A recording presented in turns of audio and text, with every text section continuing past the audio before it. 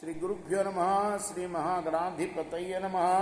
శ్రీ సరస్వత్యై నమ. భక్తులరా, వ్యాస మహర్షి రచించిన భాగవత మహాపురాణం చెప్పుకుంటున్నాం. ఇందులో భాగంగా 6 స్కందాలు పూర్తి చేసి 7వ స్కందాన్ని 29 భాగాలుగా చెప్పుకున్నాం. నేటి వరకు 30వ భాగం ఈరోజు చెప్పుకున్నాం. చెప్పుకునే ముందు వ్యాస భగవాను ప్రార్థన చేసుకున్నాం. వ్యాసాయ విష్ణు రూపాయ వ్యాస రూపాయ విష్ణవే నమో వై బ్రహ్మనిధే వాసిష్ఠాయ నమో నమః. అంజనానందనం వీరం జానకి శోకనాశనం కపీశమక్షంతారా వందే లంకా భయంకరం.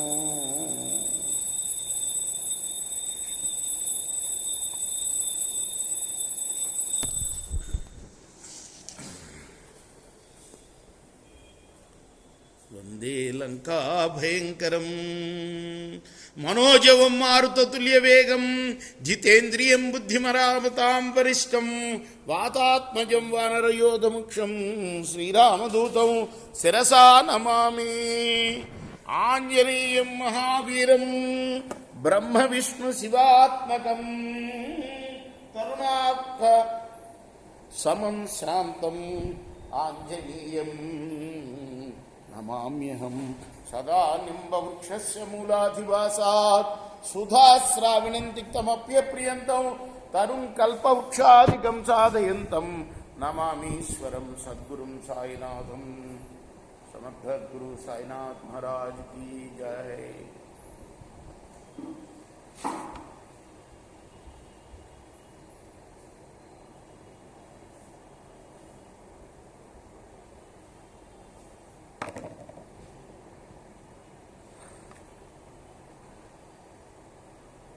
అని దేవముని నిర్దేశించిన అతని వచనంబులు మన్నించి తానును హరిభక్తుండు కావున దేవేంద్రుడు భక్తిభావంబున మా అవ్వను విడిచి వలగొని సురలోకంబునకు జనియే. మునీంద్రుడును జనని ఎందు పుత్రికాభావంబు చేసి ఊరడించి నిజాశ్రమంబునకు కొనిపోయి, నీవు పతివ్రతవు, నీ ఉదరంబునందు పరమభాగవతుండైన ప్రాణియున్నవాడు, తపోమహత్వంబున కృతార్థుండై నీ పెనిమిటి రాగలండు, అందాక నీవిక్కడ ఉండుము అని సమ్మతించే. ఎవరు చెప్తున్నాడు? ప్రహ్లాదుడు తోటి బాడకులకి. నీకెక్కడి నుంచి వచ్చిందయ్యా ఈ ఆధ్యాత్మిక విద్య అంతా చెప్తున్నావు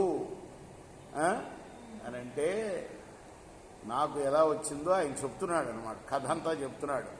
ఒకసారి మా నాన్న తపస్సు చేసుకుంటానికి వెళ్ళాడు. ఇంద్రుడు మా అమ్మని ఎత్తుకుపోయాడు. మా అమ్మ అప్పుడు కడుపుతోటి ఉంది.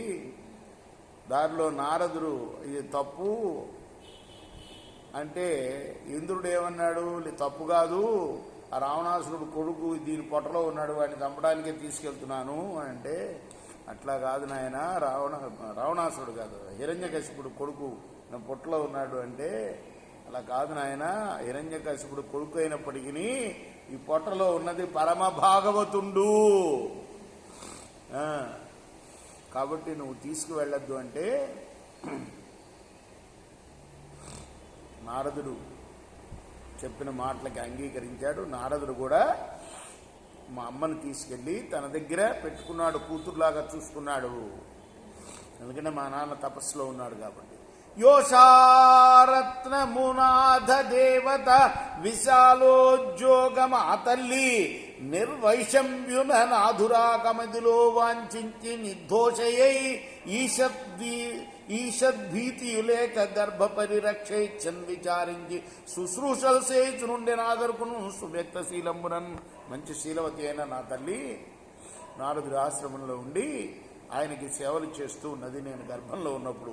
ఇట్లు తనకు పరిచర్య చేయుచున్న దైత్య రాజ కుటుంబినికి ఆశ్రిత రక్షా విశారదుండైన నారదుండు నిజ సామర్థ్యంబున అభయం బిచ్చి గర్భస్థుండైన నన్ను ఉద్దేశించి ధర్మ తత్వంబును నిర్మల జ్ఞానంబును ఉపదేశించిన ఆ ముద్య దత్తయం పెద్ద కాలంబు నాటి వినికియం కావున ఆడుది అగుటం చేసి పరిపాటి తప్పి సూటిదేక మరిచే నారదుండు నాయడ కృపగల నిమిత్తమున వెల్లిగొని నాట నుండి ఉల్లసితంబైన దైవయోగంబున శోభిల్లెడు మునిమతమంతయు ఉల్లంబున మరపు పుట్ట ఒకనాడైనను. పుట్టదు ఒక్కనాడైనా కూడా. మరుపు లేకుండా నాకు విద్యని నిలిచేటట్టుగా నాలో బోధించాడు ఆయన. అమ్మ కడుపులో ఉన్నప్పుడే నాకు. అమ్మ మాత్రం ఆమె కడుపుతో ఉన్నది కాబట్టి అలిసి పడుకుండేది, నేను మాత్రం వింటూ ఉండేవాడిని. ఆయన చెప్పిన మాటలన్నీ ఆయన చెప్పిందనమాట. వినుడు నాదు పల్కు విశ్వసించి తిరేని సతులకైన బాలజనులకైనా తెలియవచ్చు మేలు దేహాద్యహంకార ధరిన నిపుణమైన తపసిమతము. కాబట్టి నేను చెప్పిన మాటలన్నీ విశ్వసించండి. విశ్వసించారా?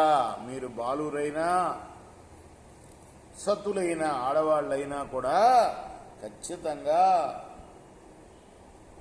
ఆ తపసి మతము మీకు బోధపడుతుంది అనే నారదోక్త ప్రకారమున బాలకులకు ప్రహ్లాదుండిట్లనియే.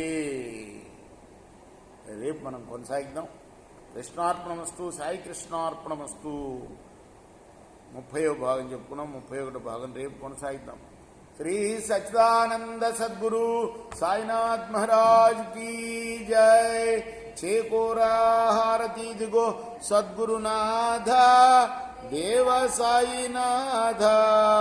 పాంచత భౌతిక తత్వములని హారతులిత్తుమురా. నిర్గుణం పొందితివో సాయిరాం. సర్వము నిండిన నీవే ఇంకను ఉంటివి తల్లివలే.